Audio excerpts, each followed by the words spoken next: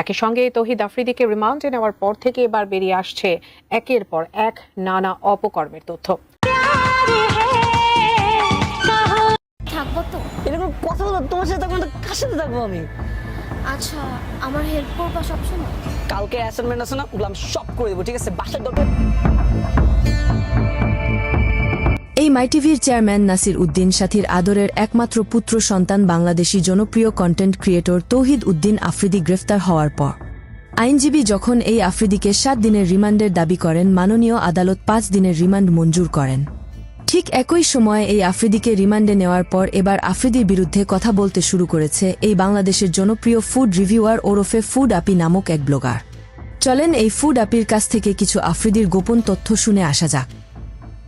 আমন্ত্রণটা করছিল তৌহিদ আফ্রিদি জানুয়ারি মাসের 22-24 তারিখের দিকে। ওই সময়টাতে তৌহিদ আফ্রিদি ভাইয়া আরেকজন কন্টেন্ট ক্রিয়েটরের মাধ্যমে আমাদেরকে ইনভাইট করে, বলে যে গুলশান ক্লাবে অনেক হেজিম্যান নাম ছিল। আচ্ছা, যাওয়ার পিছনে আমার উদ্দেশ্য ছিল আরএস ফাহিম ভাইয়া আসবে, তৌহিদ আফ্রিদি ভাইয়া আসবে, এবং তৌহিদ আফ্রিদি ভাইয়াকে এর আগে আমি কখনো দেখিনি, এবং এরকম একটা প্রোগ্রাম আমি মিস করবো এটা তো হতেই পারে না। ওখানে অনেক রাজনৈতিক অনেক মানুষ ছিল, ওই সাদ্দাম টাদ্দাম এরাও ছিল, ছাত্রলীগের। ডিনারের পরে ফ্রিতে মদ খাওয়ানোর ব্যবস্থা করছে। তো এটা যে মদ ছিল এটা আমি বুঝতে পারিনি। এই তৌহিদ আফ্রিদিকে এতদিন বাংলাদেশের আফ্রিদি ভক্তরা নায়ক হিসাবে চিনত, কিন্তু তৌহিদ আফ্রিদিকে রিমান্ডে নেওয়ার পর এবার একে একে বেরিয়ে আসছে থলের বিড়াল। এই আফ্রিদি একজন কন্টেন্ট ক্রিয়েটর ছিলেন না, তিনি ছিলেন আওয়ামী লীগ সরকারের একজন রাজকীয় প্রজা, যার কাজ হলো সবসময় রাজাকে রক্ষা করা।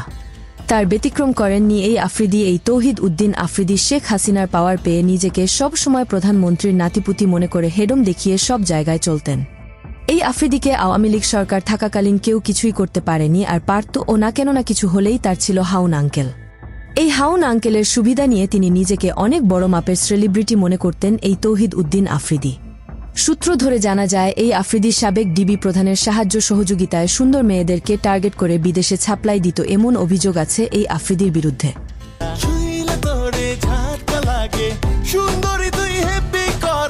এছাড়াও যে কোনো কন্টেন্ট ক্রিয়েটর আফ্রিদিকে তোয়াক্কা না করে ইউটিউবে বড় হতে চেয়েছে, তাকেও দমিয়ে রেখেছে এই আফ্রিদি, যা প্রমাণ কিন্তু অলরেডি দেশের মানুষ চায়ের দোকান থেকে শুরু করে প্রতিটা ঘরে ঘরে বসে এই কন্টেন্ট ক্রিয়েটর সায়েমের সাক্ষাৎকারে উঠে এসেছে।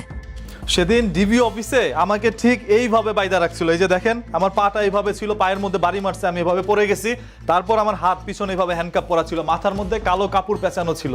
ওই মোমেন্টটা আমি কখনো আপনাদেরকে শেয়ার করতে পারবো না। এমন ভাবে আমাকে নির্মম ভাবে এরকম হাতই করে মাথাটা বাইদা নির্মম ভাবে আমাকে যে পিটাইছে, আমি কখনো এটা আপনাদেরকে বলতে পারবো না। এছাড়াও আফ্রিদিকে চ্যালেঞ্জ ছুড়ে মারে বিপাকে পড়েছিলেন এই কন্টেন্ট ক্রিয়েটর আকিব। মানুষ কত পরিমাণ টাকার অহংকার হলে নিজেকে যে মানুষ মনে করেন না, তার জলজান্ত উদাহরণ হলো এই আফ্রিদি। কথায় আছে উপরে ফিট ফাট ভিতরে হলো সদরঘাট, এমন ফুলের মতো চরিত্র ছিল আফ্রিদির। আফ্রিদি মাই টিভির চেয়ারম্যানের ছেলে হয়ে বিভিন্ন বড় বড় গাড়ির শোরুমেও হানা দিয়েছিল, এমনকি বিনা টাকায় গাড়ি নিয়ে রাজকীয়ভাবে চলাচল করত, এমন অভিযোগ আফ্রিদির বিরুদ্ধে উঠে এসেছে। সেই সাথে আফ্রিদি প্রাণপ্রিয় বন্ধু দিঘিকে পার্সোনালভাবে আঘাত করে দিঘির ফুলের মধু খেয়ে দিঘিকেও বাস দিয়েছে এই আফ্রিদি, এমনটি মনে করেন দেশের সাধারণ জনগণ। এরকম কথা বলো, তোমার সাথে থাকবো না, কার সাথে থাকবো আমি?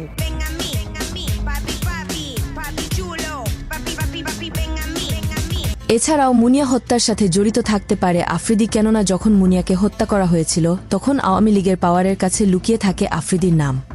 কিন্তু আফ্রিদি যখন নাটকীয়ভাবে গ্রেফতার হয়, তখন আফ্রিদির সাথে মুনিয়ার যে প্রেমের সম্পর্ক ছিল তা আর বুঝতে বাকি ছিল না কারোরই, কেননা আফ্রিদি ও মুনিয়া মুনের অলরেডি কল রেকর্ড ফাঁস হয়ে দেশের সাধারণ জনগণ শুনে আফ্রিদিকে কতটা খারাপ ছিল তা আর বুঝতে বাকি ছিল না কারোরই। বলছে রসকস থাকবে না, মানে তুমি টাইম দিবা না, এটা তো আছেই। ও রসকস থাকবে না বিয়ের পর, বিয়ের আগেই রসকস না, বিয়ের পর তো আরো দূরে। উনি কিভাবে বললো? ওনাকে কি তোমার উপরে একটি ছেলের জীবনে কতটা মেয়ে প্রয়োজন আপনারাই বলেন। এই আফ্রিদির এত পরিমাণ মেয়ে নেশা ছিল, সেটা আপনারা কল্পনাই করতে পারবেন না। এছাড়াও আফ্রিদিকে গ্রেফতার করার পর এক ভুক্তভোগী নারী কিন্তু অলরেডি জানিয়ে দিয়েছেন তার সাথেও আফ্রিদি অনৈতিক সম্পর্ক করেছে, এবং ভুক্তভোগী নারী কারো কাছে যেন সেটা না বলে। তাই আফ্রিদি প্রাণনাশের হুমকি দিয়েছিলেন ওই ভুক্তভোগী নারীকে তৌহিদ উদ্দিন আফ্রিদি। যে বিভিন্ন মেয়েদের সাথে ওর সম্পর্ক আছে, এবং মুনিয়া নামে যে একটা মেয়ে আছে ওর সাথে ওর সম্পর্ক, মানে ইনডিরেক্টলি ও আমাকে ভুট্টার হুমকি দেয়। পরিশেষে আফ্রিদিকে ঘিরে এবার এক ভুক্তভোগী নারী নতুন তথ্য দিয়েছেন। আফ্রিদিকে নিয়ে চলেন শুনে আসা যাক। তৌহিদ আফ্রিদি যেদিন গ্রেফতার হয় সেদিন দেখলাম অনেক মানুষ অনেক খুশি হয়েছে, আমিও পার্সোনালি খুশি হয়েছি, যদিও কারো বিপদে কারোরই খুশি হওয়ার কথা না। কিন্তু ওর দ্বারা অনেক মানুষ অনেক ক্ষতিগ্রস্ত হয়েছে, অনেক মানুষকে বিনা দোষে অ্যারেস্ট হতে হয়েছে, বিনা কারণে পুলিশের হাতে মার খেতে হয়েছে। আমি তার দ্বারা কোনো প্রকার ক্ষতিগ্রস্ত হইনি, তবে সে আমাকেও একবার হিউমিলিয়েট করেছিল।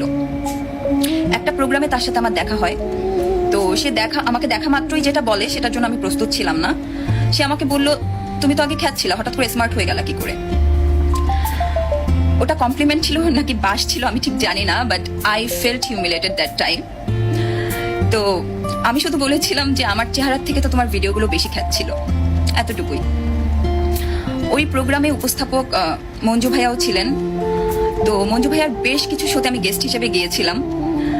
সে আমার সামনেই মঞ্জু ভাইয়াকে বলল, তুমি তোমার শোতে ওকে কেন নিয়েছো? আমি হয়তো বা ওই টাইমে সিন ক্রিয়েট করতে পারতাম, ঝগড়াঝাটি করতে পারতাম, ঝামেলা করতে পারতাম, বাট আমি কিছুই করিনি, আমি চুপচাপে ছিলাম। আর এই ভয়টা তো একটু মনে ছিলই, ওর বাবার যে ক্ষমতা, যদি আমি ওর সাথে ঝামেলা করতে যাই আমাকে না জানি আবার গুম হয়ে যেতে হয়, তাই আমি কিছুই বললাম না, চুপচাপ ছিলাম। But I got hurt by him. তো আমি এটা খেয়াল করেছি, আমি যাদের দ্বারা কষ্ট পেয়েছি বা যারা আমাকে কথার মাধ্যমে কষ্ট দেওয়ার চেষ্টা করেছে, তারা দিন শেষে ভালো থাকে না, মানে তারা পানিশড হয় টুডে অর টুমোরো। এই কথাগুলো শেয়ার করার মানে হচ্ছে আমরা অনেক সময় মানুষকে না জেনে না বুঝে কষ্ট দিয়ে থাকি, বাট তার ওই কষ্টই যে আমাদের জন্য কাল হয়ে দাঁড়ায় সেটা আমরা আসলে বুঝতেও পারি না। আমার সাথে যে সবসময় ভালো হয় তা না, আমার সাথে অনেক খারাপ ঘটনা ঘটে, এবং যখন আমার সাথে খারাপ কিছু হয় তখন আমি বুঝতে পারি আমি হয়তো বা কোনো মানুষকে কষ্ট দিয়ে ফেলেছি, যার কারণে এই খারাপ জিনিসটা আমার সাথে হচ্ছে। এত কিছু শোনার পরেও আপনাকে আজ এমন তথ্য দিয়ে যাই, আপনি আরও শুনে অবাক হবেন যে এই তৌহিদ আফ্রিদি যে বর্তমান স্ত্রী রয়েছে তাকেও আগে থেকে টার্গেট করে নিজের জালে ফেলে কিছু ভিডিও ধারণ করে ব্ল্যাকমেইল করে বিয়ে করেছেন তৌহিদ আফ্রিদি, যা ইতিমধ্যে আফ্রিদির স্ত্রীর আগের বয়ফ্রেন্ড মিডিয়ার সামনে প্রকাশ করেছেন।